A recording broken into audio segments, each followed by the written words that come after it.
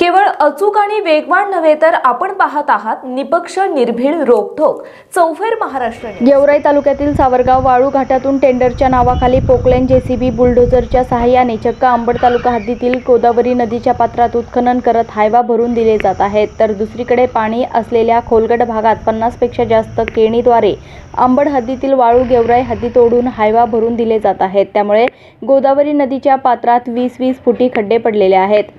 यापूर्वी या अवैध वाळू उत्खननामुळे पडलेल्या खड्ड्यांचा अंदाज न आल्याने शाळकरी मुलांचा जीव गेल्याचे प्रकार घडलेले आहेत। अंबड हद्दीतील वाळू ओढण्यासाठी गेवराई तालुक्यातील वाळू माफियांनी 300 फुटांपर्यंत केणी ओढण्यासाठीचे दोरखंड गांधारी गावातील झाडाझुडपांना बांधलेले आहेत।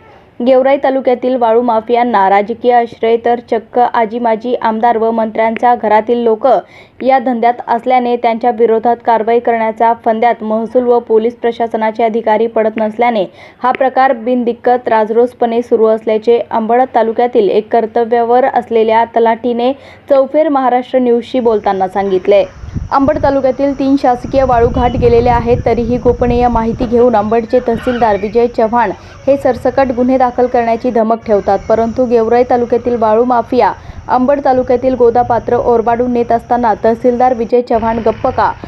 अंबड तालुक्याप्रमाणे गेवराई तालुक्यातील वाळू माफियांविरुद्ध गुन्हे दाखल का करत नाहीत, त्यामुळे चर्चेला उधाण आलंय। अंबड तालुक्यातील महसूल प्रशासन गेवराई तालुक्यातील वाळू माफियांपुढे हातबल का, असा प्रश्न उपस्थित केला जात आहे। अंबड तालुक्यातील गोदावरी नदीच्या हद्दीतील वाळू गेवराईचे माफिया ओढून नेत असल्याचे सांगितले असता यापूर्वी केणीचे दोरखंड कापून टाकले होते, परंतु माफियांनी पुन्हा नवीन आणले आहेत।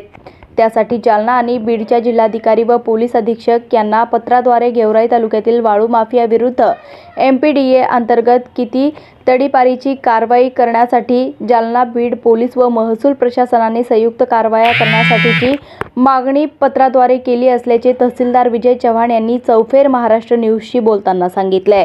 आमचे प्रतिनिधी आय सय्यदसह इम्तियाज मनियार, ब्युरो रिपोर्ट चौफेर महाराष्ट्र। ग्रामीण भागातील ग्राउंड रिपोर्ट महाराष्ट्रातील चालू घडामोडींची अचूक माहितीसाठी चौफेर महाराष्ट्र न्यूज चॅनलला सबस्क्राईब करा आणि शेअर करा।